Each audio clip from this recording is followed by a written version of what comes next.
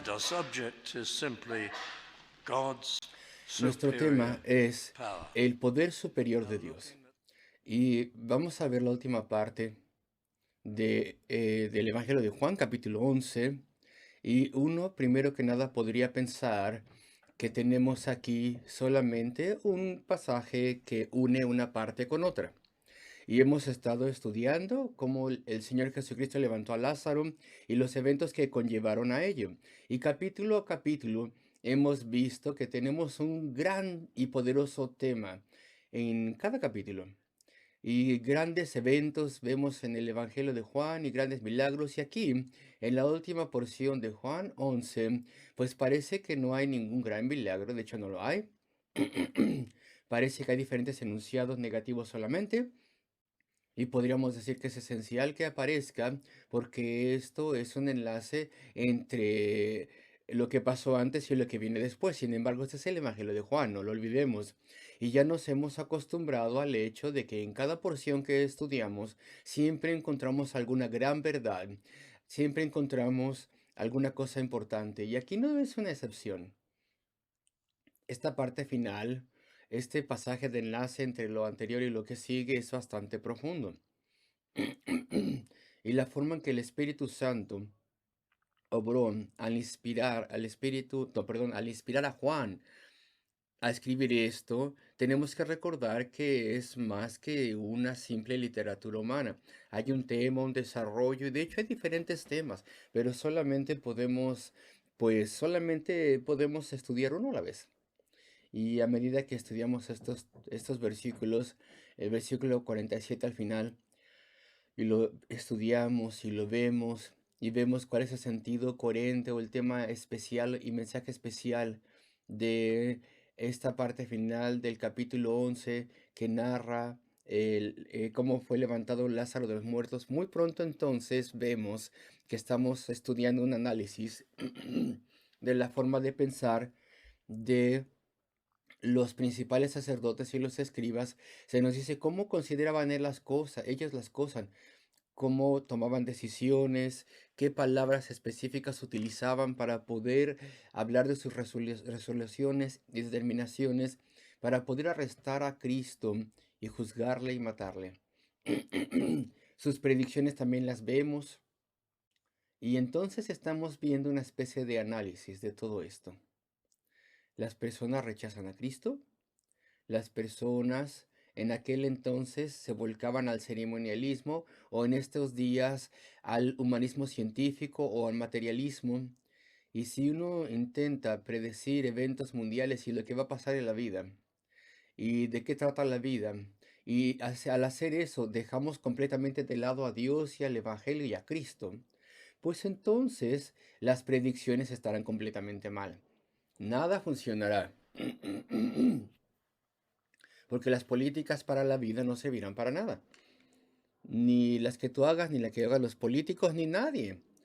Porque cualquier cosa que esté basado simplemente en un pensamiento materialista, en un pensamiento incrédulo e irrespetuoso en contra de Dios y Cristo, pues no funcionará.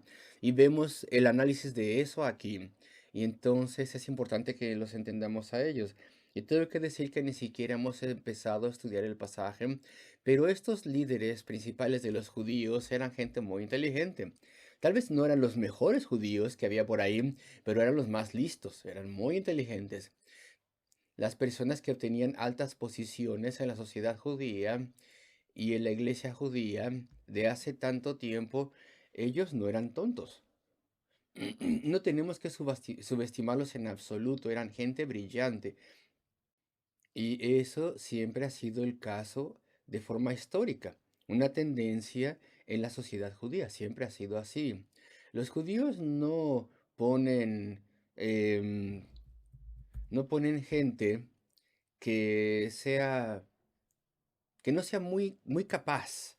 Y aún así, sus fórmulas, sus determinaciones de lo que harían, de las cosas que actuarían y harían, estaban mal. Y lo maravilloso es que Dios tuvo control de todo. Y todo eso fue para la gloria de Dios. Y estuvieron en un error en sus acciones Y Dios entonces fue soberano en todo eso y ajustó sus acciones para poder llevar a cabo su propósito y voluntad. Y entonces Juan lo muestra a medida que estudiamos el pasaje. Y entonces comenzamos con el versículo 47 y mi primer encabezado es muy simple.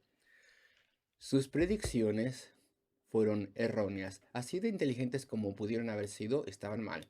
Entonces los principales sacerdotes y los fariseos, y acuérdense que los fariseos eran los que instigaban todo esto, pero los principales sacerdotes, en su mayoría saduceos, y todos ellos también habían otros fariseos, y este es el concilio del Sanedrín, los 70, los gobernadores de los judíos. Ya sea que todos estuvieran presentes o no, no lo sabemos, pero obviamente la mayoría tiene que haber estado ahí. Sí, no hay pista ninguna de que estuviera ahí Nicodemo, que evidentemente hubiera estado en contra, ni tampoco José de Arimatea. Ellos estaban ahí, pues no lo sabemos. Estaban callados, pues no lo sabemos. Y muchos de ellos ya habían creído. Eso se nos dice también en el Evangelio de Juan. Ya habían creído en Cristo. Y en particular cuando se levantó Lázaro, en este mismo capítulo, unos versículos antes. Y ustedes se acordarán cómo el Señor Jesucristo hizo algo intrigante.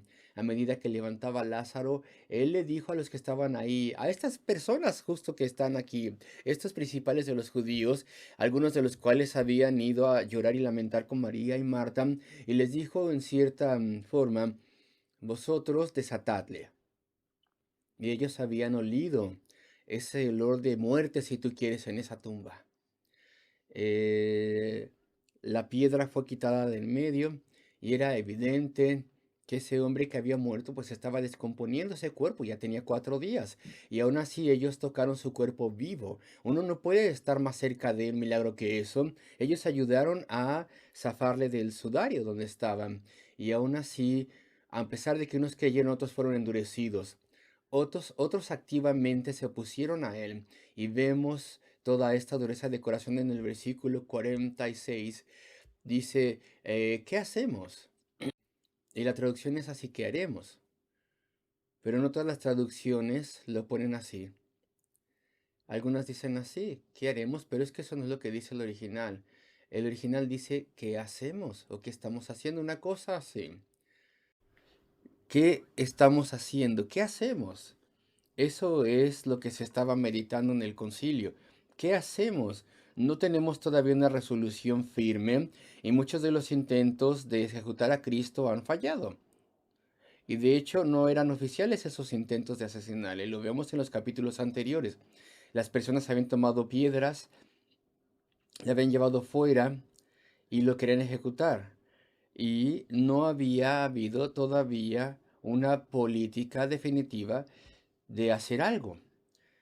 No había una orden oficial de arresto. Todavía tal vez querían atraparle, pero todavía tal vez no tenían la determinación de matarle. Tal vez antes no. Pero dicen, ¿qué hacemos? ¿Qué estamos haciendo? De hecho, en el original está en presente. Porque este hombre le despreciaban. Mira cómo dice, este hombre, le despreciaban. Y podemos ver cómo están confesando con estas palabras la dureza de su corazón. ¿Qué hacemos? Porque este hombre hace muchas señales. Estas palabras son fuertes.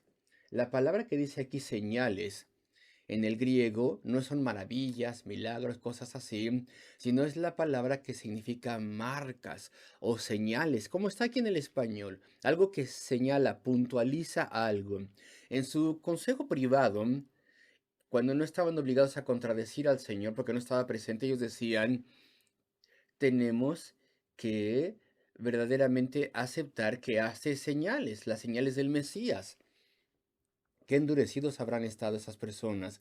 Él estaba haciendo esas señales del oficio mesiánico, de que él era aquel profetizado y prometido Mesías, y reconocieron que nunca habían visto esas señales que él hacía, pero ellos estaban en contra de él y no querían aceptarle, y querían más bien negarle. Y lo confiesan con estas palabras. No podían cuestionar sus señales, y me pregunto cuántas veces y cuán frecuentemente aquellos que iban a investigar se dispusieron a ir a las casas donde las personas podían decir, mi hija ha sido sanada, mi hijo fue sanado, mi esposo, mi esposa fueron sanados. Y ellos habrían dicho de forma ansiosa, bueno, ¿cómo está esa persona ahora? Y tal vez estaban esperando escuchar que la sanidad se había desvanecido o que había sido revertida ese milagro, pero nunca fue así. Nunca pudieron descubrir ningún caso así por más que preguntaron, nunca. Estaban esperando que la restauración de vista a aquel hombre que había nacido ciego resultara ser una mentira. Le preguntaban y le preguntaban, tú dices que era ciego y aquellos también, bueno, investiga, habla con sus padres, no creemos que era ciego. Y en todo momento estaban buscando problemas, pero nunca encontraron nada que pudieran señalar. Cada sanidad era auténtica, todo era permanente, duradero. Cuando se devolvía la vista, quedaba ahí hasta para siempre, en todo momento, toda la vida de esa persona. Y ahora Lázaro había sido levantado y ellos no lo podían negar. Dicen, es innegable, esto es innegable. En su concilio oficial dicen, es innegable que hace muchas señales, las señales del Mesías, pero sus corazones estaban tan endurecidos y los corazones son así. Las personas dicen hoy en día, si Dios estuviera ahí y si Cristo fuera verdad, y si la Biblia fuera verdad, ¿acaso no habría dejado alguna evidencia poderosa y refutable? Pues entonces todos nos convenceríamos, todos te escucharíamos, a ti si eres cristiano, y a los predicadores también. Pues no, no es cierto, no se convencerían, no escucharían. Cuando Cristo sanó a Lázaro, le tocaron y dijeron, es innegable, hace esas señales del Mesías. Pero le rechazamos y no le aceptamos. Y él es nuestro enemigo y no le queremos. Y sabemos por qué, claro, porque él predicaba el arrepentimiento y que se cambiara la vida del pecado y que buscáramos la misericordia de Dios en arrepentimiento y la salvación, la conversión. Y ellos odiaban ese mensaje. Entonces no le aceptaban. Ellos pensaban que si Cristo era recibido por las masas, pues entonces sería mostrado que ellos eran hipócritas. Entonces habría sentencia de muerte en contra de ellos. Y todo eso se revela en sus palabras. ¿Qué estamos haciendo? ¿Qué hacemos? Estamos dejando que se salga con la suya. Este hombre le despreciaban. Estamos dejando que continúe con esas señales del Mesías. Versículo 48, su predicción. Ese es el primer grande error, míralo. Si le dejamos así continuar, todos creerán en él. Es inevitable. Casi dicen, cualquier persona razonable y justa le creerá. Es inevitable. Y los romanos vendrán y destruirán nuestro lugar santo y nuestra nación. Si las personas creen en él, los romanos pensarán que hay una insurrección y hay rebelión en contra de ellos, y entonces vendrán y nos destruirán. Pues estaban en un grave error, de hecho. Porque lo que pasó, lo que es histórico, es que sí, le quitaron la vida a Cristo, y los romanos vinieron y los destruyeron. ¿Por qué? Pues porque ellos asesinaron al Mesías. Por eso, el juicio de Dios estaba sobre ellos. Y en el año 70 después de Cristo, como ustedes sabrán, el ejército de Tito rodeó Jerusalén y avanzó y destruyó la ciudad y destruyó el templo. Y ellos dijeron, si le dejamos vivir, los romanos vendrán y nos destruirán. Pues no, más bien si le mataban, los romanos iban a venir y los iban a destruir. Y eso es lo que pasó. Tenían que haberse dado cuenta de ello. Las escrituras les enseñaban eso. Ellos eran estudiosos, eran gente capaz. ¿Y acaso Juan el Bautista no había predicado, he aquí el Cordero de Dios que quita el pecado del mundo? Él era el Mesías. Cualquier acción en contra de él, desde su punto de vista, conllevaría su juicio. Entonces su predicción fue errónea completamente errónea. ¿Por qué? Pues porque no respetaban a Dios ni a Cristo. Entonces su juicio fue necio, su evaluación de las cosas fue necia, a pesar de que eran gente brillante. Y vemos esto constantemente en la vida, la necedad de incluso gente brillante cuando desprecian a Dios. Y lo vemos, por ejemplo, en una forma religiosa a través de los siglos.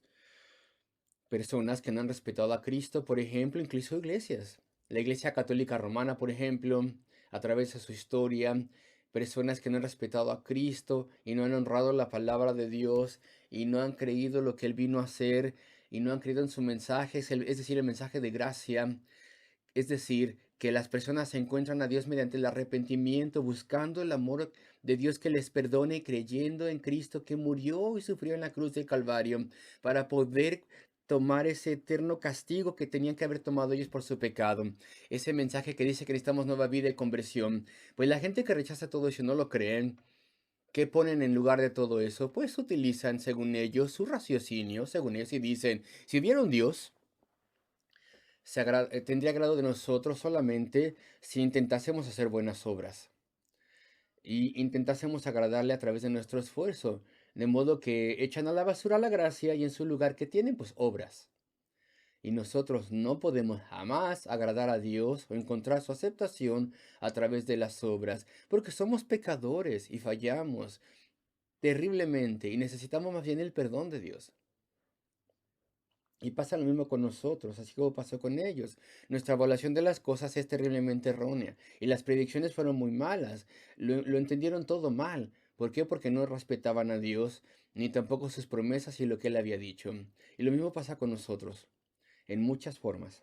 Entonces lo vemos en la iglesia, incluso entre algunas personas, algunas iglesias que se supone que son evangélicos su evaluación de las cosas está mal. Dicen, si vamos a ganar a las personas para Dios y vamos a traer gente a Cristo, lo único que podemos hacer es convertir nuestro culto en entretenimiento y tomar prestado toda la música y estilo musical decadente del mundo y poner una letra religiosa e incluso promover baile y todo ello. Tenemos que ser como el mundo para poder ganar al mundo en vez de seguir la Biblia. En vez de eso, ya no se cree en el poder de Dios y sus métodos y promesas, y entonces se pone en lugar de eso el mundo. ¿Y qué es lo que producen? Pues producen iglesias superficiales mundanas. No producen verdaderas iglesias donde se crea en Dios y se pruebe su fidelidad, donde se enseñen cosas profundas y se ame a Cristo y se le sirva. Nos convertimos en gente necia y tonta en cuanto no respetamos a Dios y su palabra y sus caminos y ellos fueron necios. Y lo mismo pasa con el humanismo científico. ¿Cómo vamos a cambiar la sociedad según ellos dicen? Pues deshaciéndonos de toda esta moral tonta que la iglesia nos ha dado y dejar a las personas que sean adultos y tengan sexo por todas partes y cuanto quieran y se conduzcan como gente madura y civil y echar a la basura todos los mandamientos de Dios y suprimir la fe. ¿Y qué es lo que han producido? Pues una sociedad que cada vez más sufre y cada vez está más confundida, claro que sí. Y lo mismo pasaba con las personas en aquel entonces. Rechazaron a Dios, rechazaron su palabra, rechazaron a Cristo e hicieron entonces, cometieron errores tontos al respecto del futuro. Si le dejamos así, todos creerán en Él y vendrán los romanos y destruirán nuestro lugar santo y nuestra nación. Y cuando dicen lugar santo, tal vez estaban hablando del templo y Jerusalén. Y algunas personas piensan que estaban hablando de su oficio, su cargo en la sociedad, su buen vivir, porque eran sacerdotes, su autoridad y dominio. Y tal vez eso en sus corazones es lo que tienen en mente. Pero de forma superficial dijeron, los romanos tomarán nuestro lugar santo y nuestra nación. Segundo encabezado, versículo 49. Sus objetivos eran erróneos, lo que iban a hacer al respecto de ellos, su plan, todo ello estaba mal. Y uno de ellos dice entonces, Caifás, uno de ellos, sumo sacerdote aquel año, les dijo. Y bueno, aquí que dice aquel año, tal vez haga que alguien piense que cambiaban de sacerdote cada año, pero no es así. Él había sido sacerdote durante 12 años. fue señalado por Poncio Pilatos, de forma errónea, evidentemente, porque no se supone que él señalase ningún sumo sacerdote, pero era el jefe romano y pues lo hizo. Y Caifás fue depuesto un poco más adelante, pero en ese tiempo era sumo sacerdote. Y Josefo, el historiador judío de aquel entonces, nos dice que él era un hombre astuto, un hombre muy listo, muy astuto y violento también incluso. Caifás, uno de ellos, sumo sacerdote aquel año, les dijo, vosotros no sabéis nada. Y yo creo que tenemos que entender el espíritu en el que Caifás hubiera dicho una cosa así. Yo creo que él era el jefe del concilio de los 70, de esos, el clero líder entre los judíos. Él no hubiera sido tan audaz de decir una cosa así. No le hubiera dicho a todas esas personas que estaban bajo sus órdenes, vosotros no sabéis nada, así tiene esa forma. No es la mejor forma de ganarles, ¿no? Y de obtener lo que uno quiera. De hecho, estaba de acuerdo con ellos. Voy a explicar lo que estoy queriendo decir.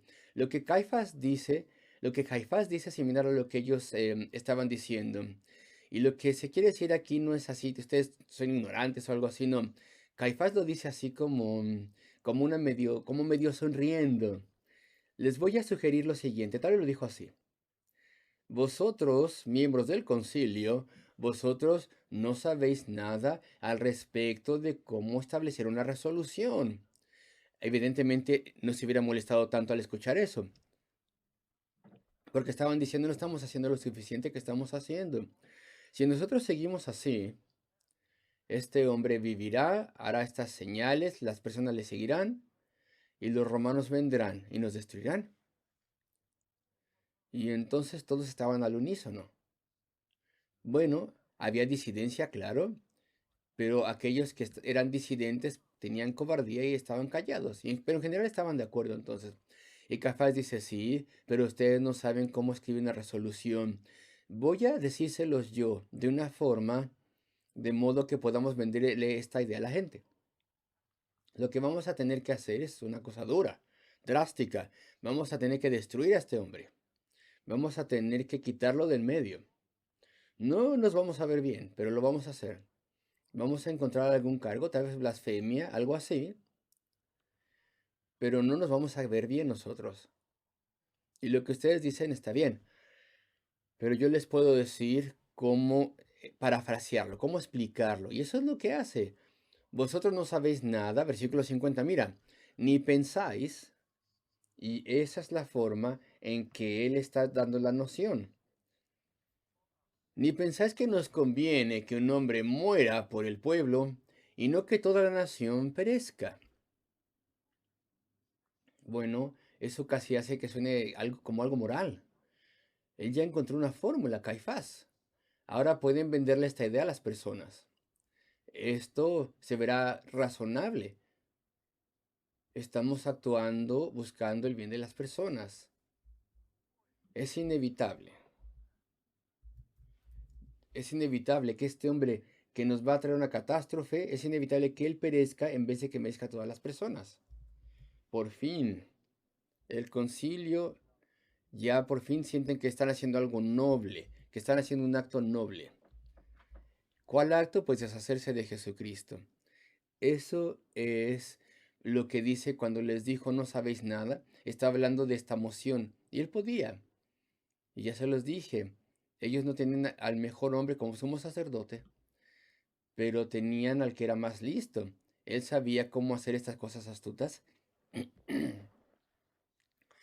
Ni pensáis que nos conviene que un hombre muera por el pueblo y no que toda la nación perezca.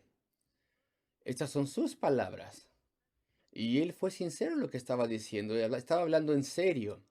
Y él tenía tan poca moral en él que podía justificar un arresto erróneo y cargos falsos, pero lo hace sonar como algo bueno. Y después leemos algo misterioso en el versículo 51, de hecho.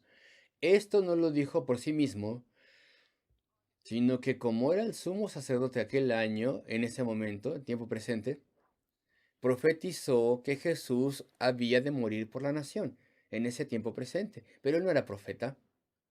Sin embargo, Dios controló todo lo que dijo. Y Caifás, de forma astuta, disfraza esto para que se vea bien, pero Dios tiene soberanía, de forma que las palabras que se usan, de hecho, dicen la verdad al respecto de Cristo.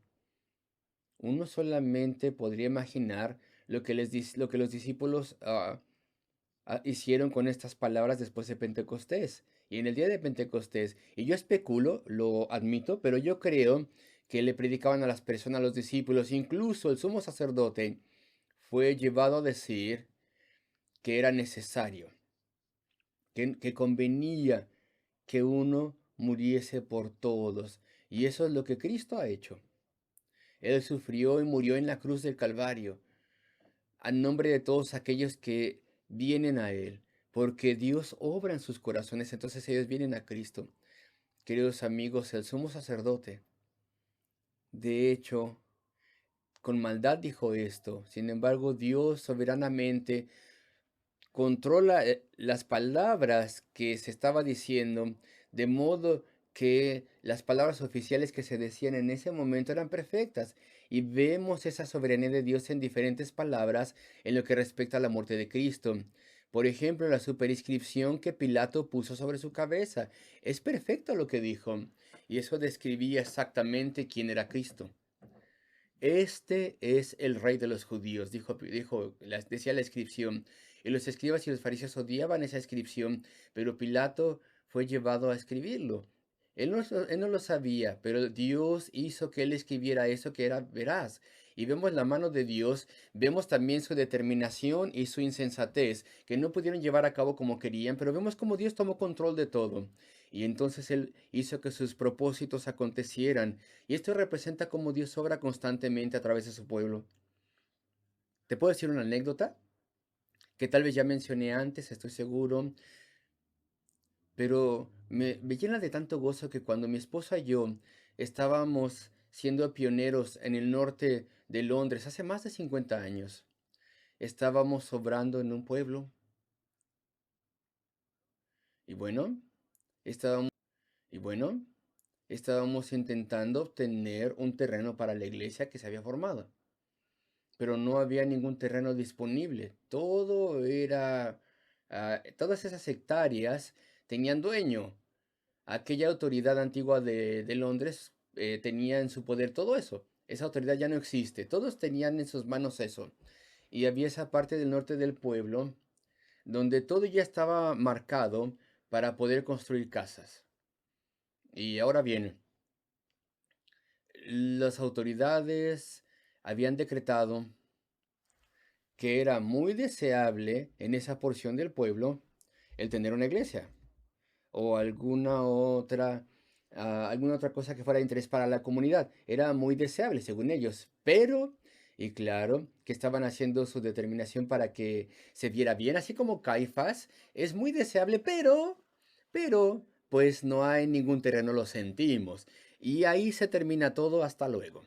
Ya todo estaba señalado para que se construyese allí, pero resultó que había un terreno disponible, porque cuando el área había sido revisada por los peritos y los topógrafos y quien fuera, hubo una gran porción de terreno que habían pensado que era bosque, no podía tocarse. Era bosque, no se podía tocar, tenía que preservar, pero no era bosque. Cuando uno iba y lo veía, era solamente un terreno baldío, si tú quieres, pero se habían confundido cómo lo habían interpretado. Y entonces pudimos ir a la autoridad y decirles, vosotros habéis dicho que es deseable altamente que haya un interés de la comunidad como una iglesia. La única razón por la cual no hay iglesia es porque no hay ningún terreno disponible para poder construir una iglesia. Pero pues ahí está, apareció. Y yo siempre he considerado eso como una maravillosa señal de la soberanía de Dios y de forma continua lo vemos así en la obra de Dios. El decreto del hombre es uno y Dios tiene soberanía de sus errores y algo más es posible. Y eso pasa una y otra vez. ¿Cuán frecuentemente hablamos de la historia de William Carey? Estuvo 7 años en India, en cierto lugar británico, y las autoridades británicas, inspiradas por intereses comerciales de aquel entonces y de los católicos y los supuestos anglicanos, que eran más católicos que nada, ellos le echaron fuera de esa parte británica que pertenecía a los británicos. En aquel siglo, él estaba con otra persona y otra persona que venía de esta iglesia, y este trío, Carey, Matchman y Ward, ellos se refugiaron en un pequeño pueblo que se llamaba algo así como Serampó, así se pronunciaba más o menos, y ese no era una porción británica. Los daneses también tenían intereses ahí en la India. Los daneses ahí en la India tenían dos pequeños pueblos. Es lo único que tenían los daneses allí. Se les había cedido hacía años. Los británicos se los cedieron como un acto de buena voluntad. Y entonces tenían en su poder esos dos pequeños pueblos. Y todos ellos fueron allí, no dándose cuenta de lo que estaba pasando, pero se refugiaron allí y la persecución británica empeoró. Y querían que Carey saliera de allí. No querían predicación evangélica allí, intentando cambiar la religión de la India. Y los británicos, es decir, nosotros, pensábamos que eso no iba a ser bueno para el comercio, sáquenlos de ahí, pero ya no podían tocarles. ¿Por qué? Porque ya no estaban en la parte de la India que pertenecía a las Islas Británicas, sino que estaban en ese lugar que pertenecía a Dinamarca y estaban bajo la protección de Dinamarca. Y ahí los misioneros transformaron esos pueblos y entonces cambiaron todo ahí. Y entonces era la envidia de todos los demás, hubo servicios, beneficios, tradujeron literatura, comenzaron a traducir las escrituras también, dialecto tras dialecto local, y 46 lenguajes locales del hindú, variaciones del hindú fue lo que tradujeron. La universidad de ese lugar también, y se entrenó otros misioneros, y en su momento, en 1845, cuando los británicos compraron esas pueblos que pertenecían a Dinamarca, ya había terminado la persecución y entonces el trío que estaba ahí logró tanto y vemos entonces en la historia de la iglesia cómo Dios obró, les dio un lugar a salvo donde podían obrar y llevar el evangelio a todas las personas sin que el imperio británico les pudiera hacer nada, hasta que los británicos cambiaron de parecer y decidieron que los misioneros eran buenos después de todo. Y vemos cómo Dios obra. Y ya sé que me aparté del texto, pero es que lo vemos tantas veces y lo has visto en tu vida también. Y, por ejemplo, has visto cómo hay cosas que se ponen en tu contra en tu trabajo. Y acuérdate cómo la Unión Soviética intentó suprimir el Evangelio y los que predicaban el Evangelio y a los bautistas. Y mientras más intentaron suprimirlos, más puros y más fervientes se hicieron. Hasta que en la cúspide de la persecución en la Unión Soviética, antes de 1990, cuando se tuvo perestroika y todo eso, la libertad se dio por fin. En ese momento tenían como 18 imprentas produciendo escrituras y literatura, etcétera. E incluso la persecución frecuentemente produce lo mejor de la iglesia de Jesucristo. Entonces hoy en día, en nuestra situación privada o en la nación donde estamos, si el humanismo científico intenta erradicar el cristianismo de las escuelas, y me tengo que apartar un poco más del tema, pero es que me estoy acordando de algo. En 1991 aquí en las Islas Británicas, los grupos lesbianos y gays estaban completamente dispuestos y querían introducir sus ideas a las escuelas de este país y ya tenían su literatura lista para hacer eso que querían hacer y algo salió muy mal. El gobierno de aquel entonces introdujo lo que se llama SATs en las escuelas, unos tipos de exámenes. ¿Y por qué lo hicieron? Estas tablas de escuelas para ver qué escuela iba bien, dijeron que lo hicieron para mejorar la educación y con toda certeza no tenían en mente lograr lo que realmente lograron. No tenían eso planeado en absoluto y lo podemos decir con toda certeza, no sabían lo que iba a pasar. Y pues se introdujeron estos exámenes para los niños, ya sea que estés de acuerdo con ellos o no, introdujeron esos rangos de las escuelas diferentes.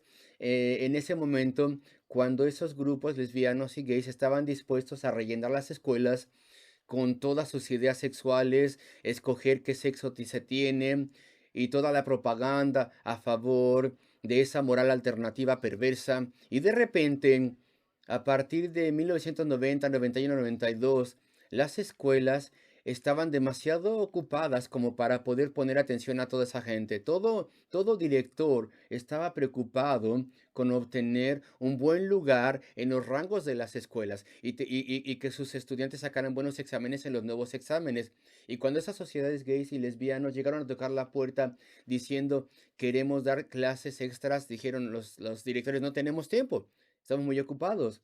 Y el gobierno tenía una intención de una cosa y lo que Dios produjo fue lo que ahora podemos considerar como 25 años de retraso de eso. Protección para los niños y el evangelio. Y lamentablemente tengo que decir que muchas iglesias, e incluso iglesias bíblicas donde las personas aman a Dios, no tomaron ventaja de esa ventana de oportunidad. No hemos visto más escuelas dominicales ni un crecimiento. No hemos visto escuelas dominicales evangelísticas que se predique el evangelio. Frecuentemente las iglesias no tomaron no tomaron ventaja de eso.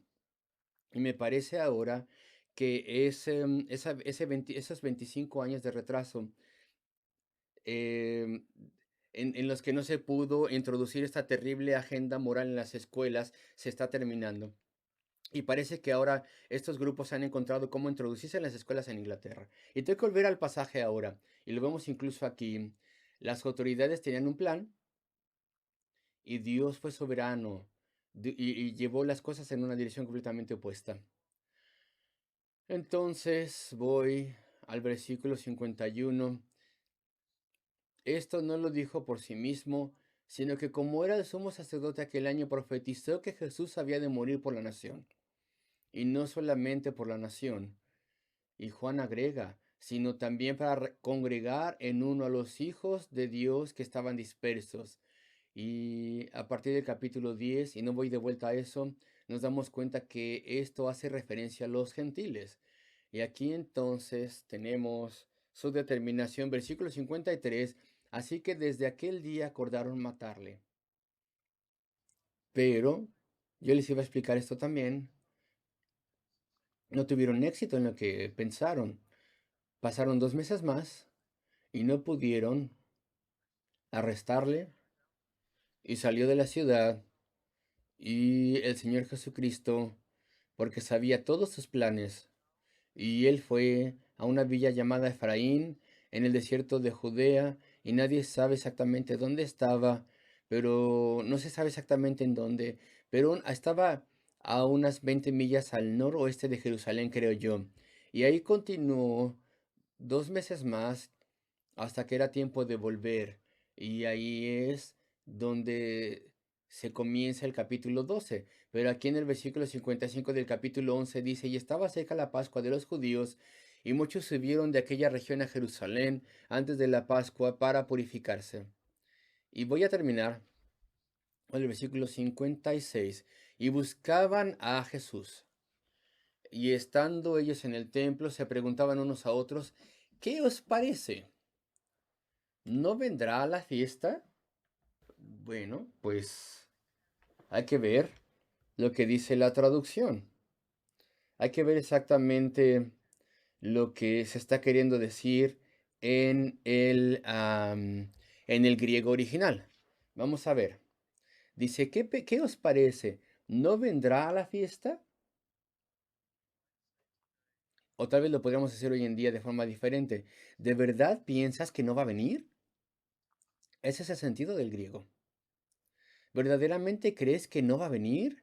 Y eso es importante, voy a decirles por qué. Ellos no dijeron, ¿vendrá o no? ¿Cristo va a venir?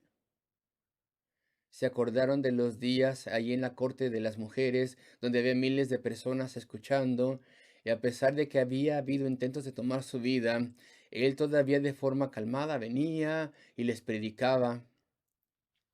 Y los escribas y los fariseos le cuestionaban y él les respondía de forma maravillosa, perfecta, hermosa. Y antes había estado ya bajo amenazas de muerte, pero venía y decían, ¿va a venir? No, eso no es lo que dijo. ¿Tú crees que es correcto? ¿Crees que es así? ¿Crees que no vendrá? ¿Por qué dijeron eso? Pues porque eso es lo que se había dicho por ahí. La, el rumor oficial de los escribas y los fariseos y los sacerdotes era es que no va a venir. No va a venir. ¿Tú crees que está en lo cierto? ¿Crees que así será? ¿Que no va a venir? ¿Que no va a aparecerse por ahí? Él no va a venir. Ellos empezaron a decir eso. Pensaban que si no podían de hecho arrestarle, por lo menos iba a tener demasiado miedo como para aparecerse por ahí en Jerusalén otra vez. Se había hecho el pronunciamiento, Cristo tenía que ser arrestado.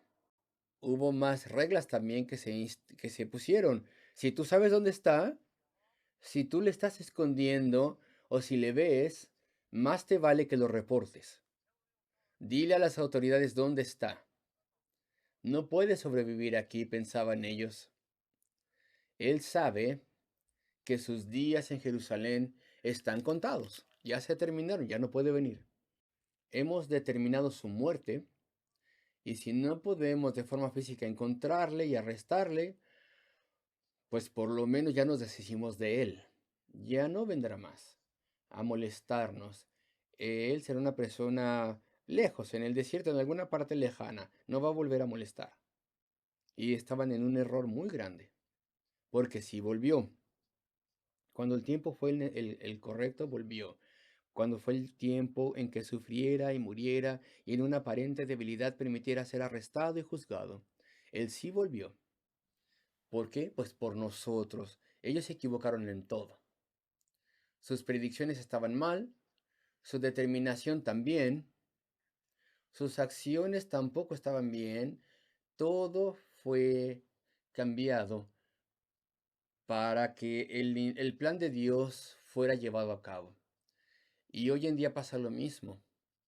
La fe cristiana en el mundo occidental es despreciada y el humanismo científico piensa que el cristianismo está en retirada, que ya casi se ha extinguido y piensan que simplemente le lavamos el cerebro a otra generación y nos deshacemos del cristianismo. Ahora podemos despreciarlo, ya se acabó eso. Sin embargo, Cristo volverá. Él tal vez vuelva primero en el poder del avivamiento, pero Él volverá de forma personal a su debido tiempo. Y tal vez no falte demasiado tiempo. Con toda certeza estamos en la parte final de toda la dispensación y la era. Él volverá. La incredulidad siempre se equivoca.